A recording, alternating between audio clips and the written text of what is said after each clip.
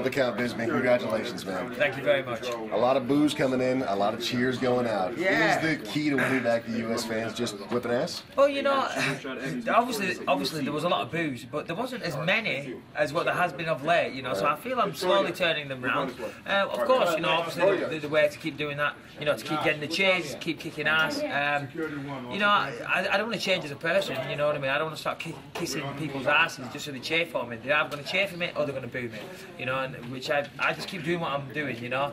As long as my family are happy with what I do, my team, I treat them with respect, you know. These people, they boo my on-screen persona. I think I'm a pretty good guy, you know, pretty easygoing. You know, if you're going to boo me, what can I say? You know, get over it. And you're a fan of America too. I mean, you're over there visiting the U.S. troops, and even when there's not UK troops there, you're doing that. Absolutely, yeah. I flew out to Afghanistan, spent 3 weeks out there. They told me it would be 5-star all the way. I was sleeping in a tent in the middle of a desert in Afghanistan. I don't know what I expected, to be honest, in the middle of a war zone.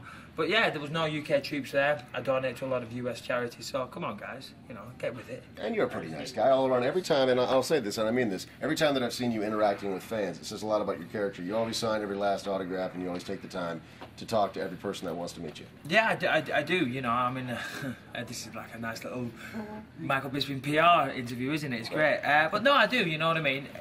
Like these people, they come up, they come to the UFC, you know, they get to meet a fighter, you know. I don't want them to go away pissed off and think, oh, I met that Michael Bisping and he was a bit of a jerk, you know, he wouldn't even stand there for a minute and take a picture. And I'm very privileged to be in this situation, you know. I never thought people would want to come up to me. I still don't feel comfortable saying fans, you know what I mean? It doesn't sit right with me. I'm just an average guy and people want my autograph or a picture of me. It blows my mind, you know what I mean? So who am I to say, oh, no more autographs and walk off? You know, I'm not that guy.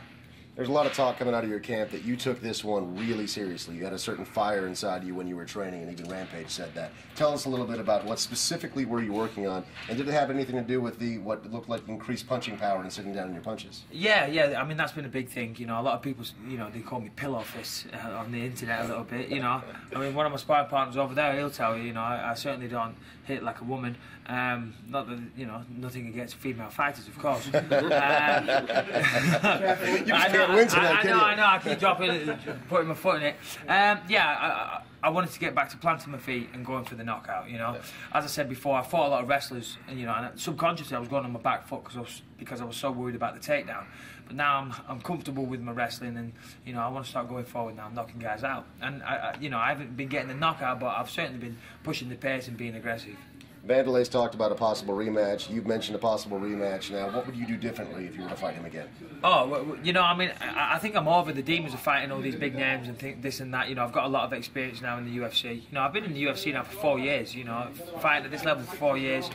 You know, a lot of people are lucky to get 4 fights in the UFC, let alone 4 years. So I'm very... 1 second, guys, I'm coming now. I'll catch you up.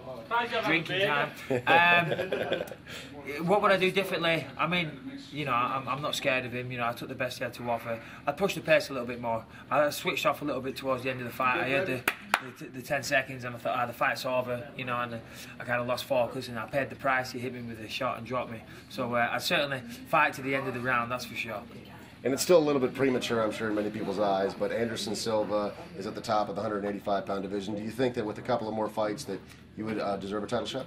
Yeah, I think so. I mean, I get a couple more wins, then yeah, I think I definitely deserve a title shot. You know, Anderson Silva's an unbelievable fighter. You know, who am I to sit here and judge him and you know, talk smack about him? You know, he's been an undefeated champion for a long time now. You know, so but I'd love to get the opportunity to fight him one day and challenge myself against the best. As I said before, I've never questioned an opponent. You know, never in my life, and you know, I'd love to get the chance to fight the champ one day. Could you beat him? I'll certainly give him my best shot, you know what I mean? I can't win, can I? Because if I say yes, the internet goes, oh, he's so arrogant, he thinks he's going to beat Silva. But what do you want me to say?